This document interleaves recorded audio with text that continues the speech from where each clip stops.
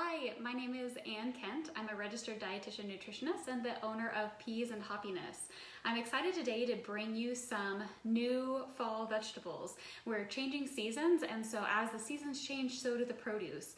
And when you eat seasonally, you can not only support local farmers and buy produce that comes from your local area, but the produce is also going to be better quality, and usually it's going to be cheaper when you buy it in the grocery store. So there's a lot of reasons for eating seasonally, which can be a little hard to do in the winter if you're not used to what's available. But there are actually a lot of options that go throughout the year, and that's what we are talking about today. I am featuring 5 winter squash that if your local farmers market is still open, you can go and stock up on for the winter.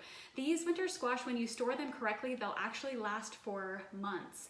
I've had them last up to almost 6 months, as long as they are stored in a cool, dry place. So a basement that's not too damp, or a pantry if it's not too warm in your house. Those would be great places to store these winter squash, and they'll last you all season.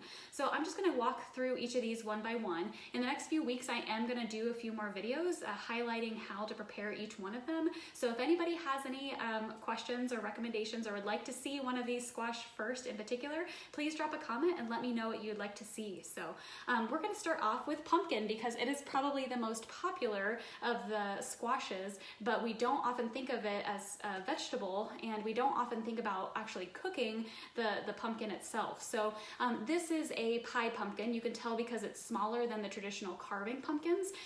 The pie pumpkins are going to have more flesh, and so they're going to be better to eat, whereas the carving pumpkins typically have less of the rind, and they're much more hollow, and so they're great for carving but not really for eating. So when you prep this guy, you'll want to cut out the stem just like you would when you're carving a pumpkin, and then you'll cut it in half lengthwise and scoop out the pumpkin seeds. Now you can actually save those seeds as you can with these other winter squash and roast those as well. I have a recipe and I'll drop the link for the savory roasted pumpkin seeds, but those are super tasty if you want to try your hand at saving more of the squash as well. So once you've cut the pumpkin in half, you will put it in a baking dish and you can roast it in the oven.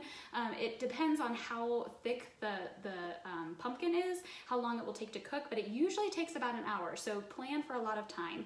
You want to cook it until it's really, really soft, and once it's completely cooked, you'll just scoop the flesh out of the rind and then throw the outer peel away. So that is pumpkin. You can use this kind of pumpkin in oatmeal. I have a recipe for pumpkin porridge that's delicious, in pumpkin muffins, whatever recipe you have that calls for a canned pumpkin, you can actually use this pumpkin itself. So that's number one. You can also freeze the pumpkin if you do have a lot of those pumpkins, either in reusable Tupperware or glass jars, or of course you can use as a black bag. Okay. Squash number 2 is one of my favorites. It is butternut squash. This is really similar to pumpkin in terms of its flavor and its texture, and you can actually use butternut squash in place of pumpkin in a lot of different recipes. So we often, for Thanksgiving, for example, we'll use butternut squash in our pies instead of pumpkin. It tends to be a little bit less stringy, and so the texture is just nicer to use. It's also, I think it's easier to use.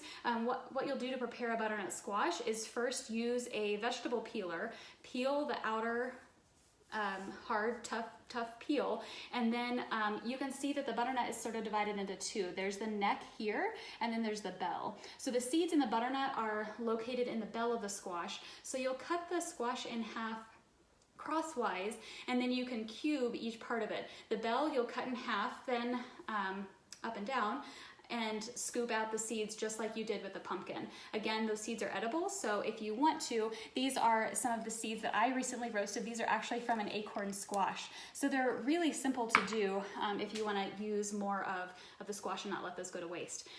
Butternut squash is super versatile. I sort of think of it as like a low-carb sweet potato. It's not quite as sweet as a sweet potato, but it can substitute for a sweet potato in a lot of different recipes. So I have a recipe for butternut squash Mexican skillet. That's one of our favorites, so I'll drop that link below as well.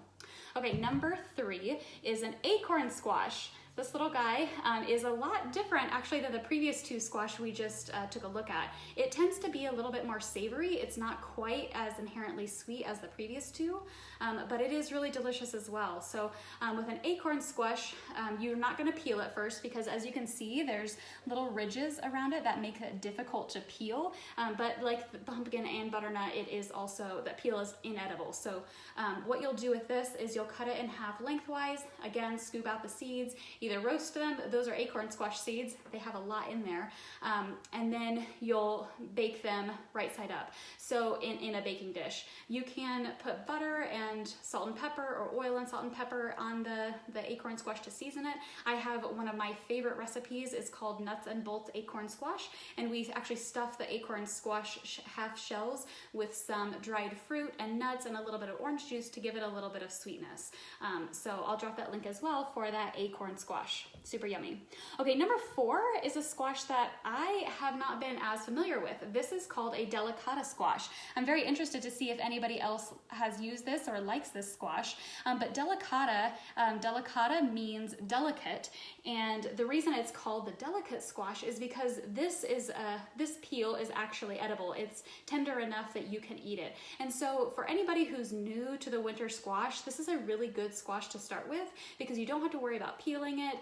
It's a lot more simple to cut and to eat. So with this squash, you'll first want to actually cut it in half lengthwise because you do want to scoop out the seeds, and then you can slice it into very, very thin slices crosswise. A really delicious, simple recipe is just to toss it with olive oil, salt, and pepper and roast it in the oven at about 400 degrees for about 20 to 30 minutes. Again, depending on how thick your pieces are, they'll get crispy pretty soon. So if you haven't tried it and are new to squash, I would definitely recommend checking out that delicata. Okay, the last spaghetti squash I've saved because I think it is the most magical. It is a spaghetti squash, and if anybody has cooked this, you'll know that it's named spaghetti squash because the flesh of this literally comes apart into spaghetti-like strands.